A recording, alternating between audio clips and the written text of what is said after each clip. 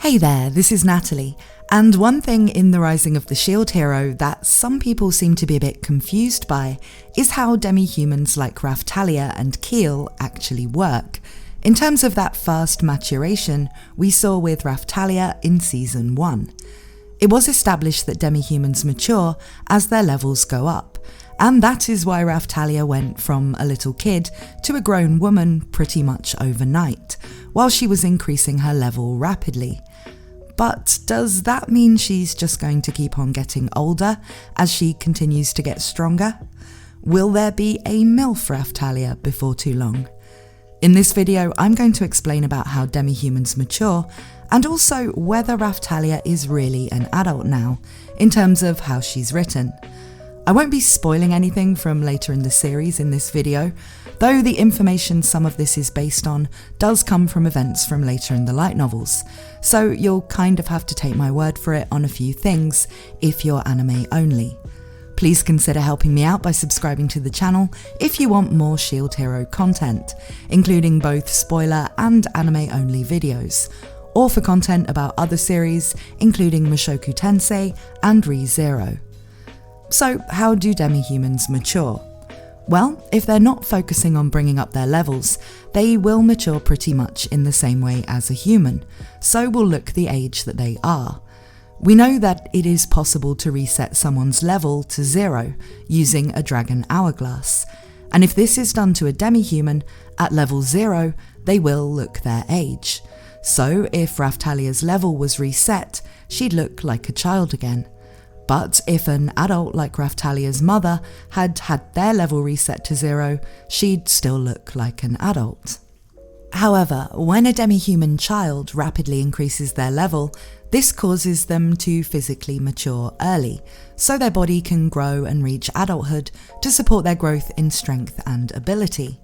Remember that for most people, there is a level cap at 40, which they can only go above if they have permission to do a class upgrade. So this rapid maturation generally happens below level 40. Raphtalia is something of a special case, both due to having bonuses to her stats from being registered as Naofumi's slave, and for reasons relating to her specific race of demi-human that I won't go into here since they're spoilers. And so she does go through a more dramatic transformation than other characters like Keel as she levels up. But the important thing is she finished this fast maturation process before she had her class upgrade at level 40. This maturation seems really only to bring the demi-human into adulthood. We can see it as them speedrunning all of the growth and maturation that happens during puberty. So once their body has reached its young adult form, that's when the rapid growth and aging stops. They don't keep on aging with their levels, and leveling up doesn't seem to mean that they're rushing towards old age and thereby shortening their lifespans. Raphtalia then, who in years is a kid, but who Naofumi says looks about 18 after she matures, will stay in her 18-year-old looking form until she actually reaches that age and starts to age normally, regardless of how high her level goes. Remember that Raphtalia has had the class upgrade, so currently in the anime she has a level cap of 100. But while that's how the rapid growth works, where does that leave the person it happens to? Is Raphtalia a child in a woman's body, or is she actually an adult? There are a lot of reasons why you might want to know. Well, after her growth spurt, she is written as an adult character. She has traits associated with maturity that she didn't have as a child, including becoming very independent, braver, and having possibly the clearest sense of right and wrong of the main cast. She has adult intelligence and reasoning, patience, and she has a romantic interest in Naofumi, which is written more in line with an inexperienced adult than with a kid having a first crush. Other characters see her as a reliable adult, rather than an unpredictable childlike character like Philo, or someone who is still growing up and is prone to immature moments like Melty. It seems then that the process of maturing for demi-humans gives them adult brains and hormones, and the fact the process is brought on by them gaining levels, by gaining experience, means that a demi-human who grows up fast in this way will by necessity be one that has more experiences to draw on than would be typical for their age.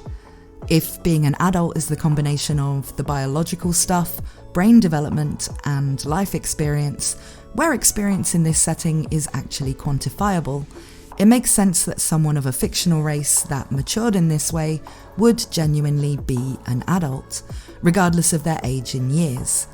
Though, while it makes sense, it is something that Naofumi feels a bit weird about, and some of the audience probably do as well.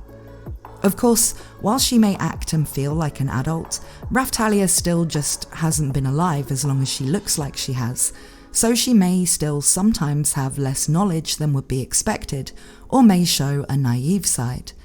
This doesn't really make her feel childish in context though, because she's alongside Naofumi, who despite being 20, has only been in this world a short while, and knows less about it than the average child there himself.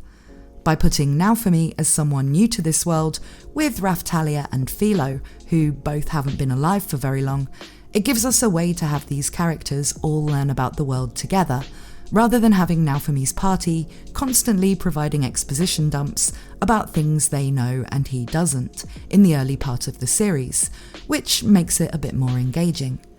I will be making a spoiler video about what happens to Raphtalia throughout later storylines in the series, as well as some other information about Demihumans that we don't know yet from the anime, so look out for that if you want to know more. But what do you guys think about the way Demihumans grow up in The Rising of the Shield Hero? Let me know in the comments.